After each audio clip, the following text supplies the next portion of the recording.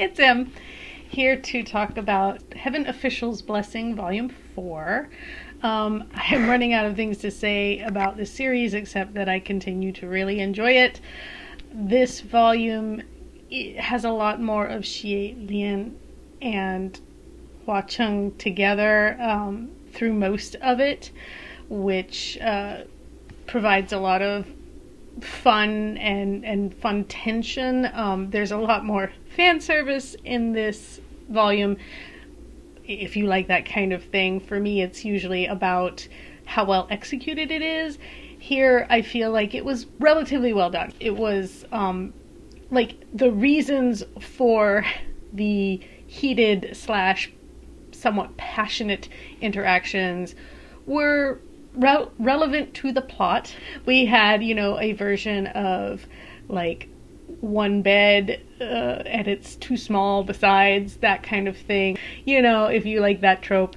What we have here is that the Wind Master is being kind of pursued / taunted by the Venerable or the Reverend of Empty Words. Basically it's that voice in your head that says terrible things to you, right? And Xiang and the Earth God Mingyi, and I think Cheng's just there for fun because he's got nothing better to do and he likes hanging out with Xiang. So they're trying to solve the problem, but of course by solving it, it gets worse. And meanwhile, the Wind Master's older brother, who is the Water Master, the Water Tyrant, they call him, is about to go through his third heavenly tribulation, and they get mixed up in some of that. It's actually, I don't want to spoil anything, and the plot's really complicated, so I don't also want to try and explain it all. But the end result is, a fun time, a good adventure. I continue to have some suspicions about some of the things. And again, I won't articulate them here because I don't want to spoil anything. And I don't want you to tell me if I'm right or wrong, but if you want to know, you can ask in the comments and I'll tell you some of what I'm kind of thinking about some of the backstory here.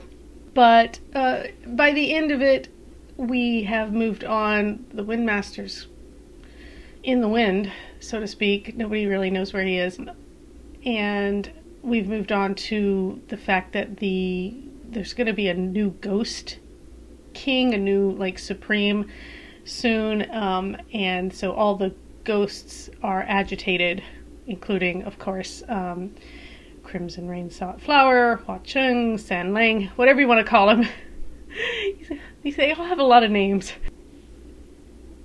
That agitation is some of what Xiang is having to deal with, because he's agitated too in ways that he is only just starting to understand. So we'll leave it at that. And there's a robe called the Brocade Immortal. It's kind of an evil piece of clothing. And we have a new villain by the end of the book. Again, someone we know from previous volumes, but I won't give it away. And yeah, so it's, again, I just continue to really enjoy this series. I don't know when I'll be able to read the next one because I have to go find a copy. I don't know what I'm going to read next because it's always hard to read something after one of these because I enjoy them so much. I do have Tokyo Ever After just kind of staring me in the face over here, so I might pick that up and see if that feels like something I want to read.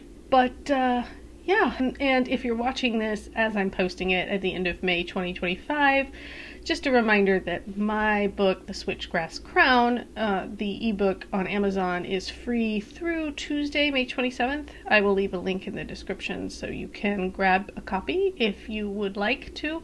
It is a YA magical realism. It started life as a BBC Merlin fanfic, but became something else entirely. I mean, there's still hints of Merlin in there.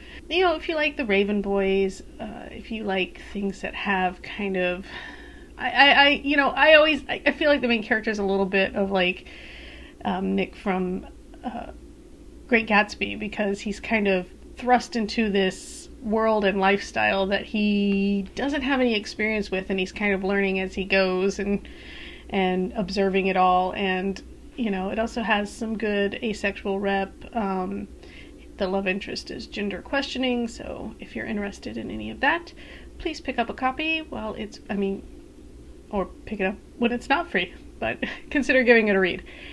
And until next time, take care.